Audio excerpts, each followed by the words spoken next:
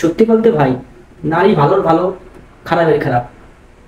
আসলে একটা নারী পারে একটা সংসারকে সুন্দর করে সাজাতে, আর একটা নারী পারে একটা সংসারকে একবারে ধ্বংস করে তেজপাতা করে দিতে। একটা নারী পারে একটা ছেলের ভবিষ্যৎকে সুন্দর করে দিতে, আর একটা নারী পারে সেই ছেলের জীবনটাকে নষ্ট করে দিতে।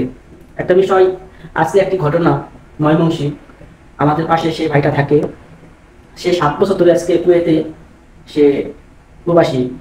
6 বছর ধরে বিয়ে করছে, তার দুটি সন্তান, দুটি মেয়ে সন্তান। একটার বয়স হলো 1.5 বছর, একটার বয়স হলো 4.5 বছর মতো হবে। ইনশাল্লাহ তাদের সংসারটা ভালোই ছিল।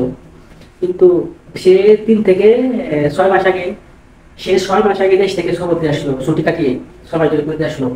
আবার তার কর্মজীবনে সে লেগে গেল। কিন্তু দুঃখের বিষয়, আজকে তার স্ত্রীটা পরকীয়ার মাধ্যমে অন্য একটি ছেলের সাথে পালিয়ে যায়। তার সন্তানকে রেখে, তার টাকা পয়সা সোনা দানা সব রেখে চলে যায়।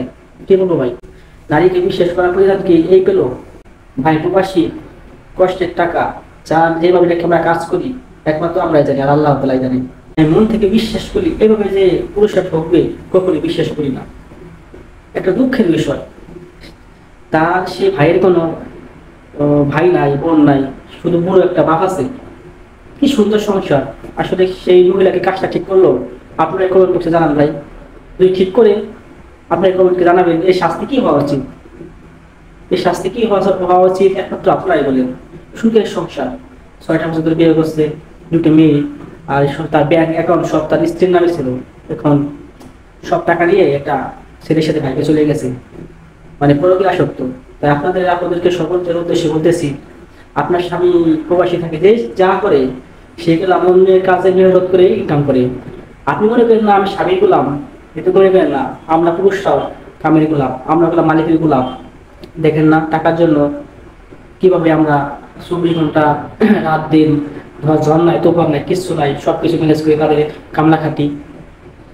এটুকু একটু লক্ষ্য করেন। আসলে বিশেষটা টিকে রেখেন। তাই যা করবেন কাজটা ভেবে চিন্তা করে করবেন।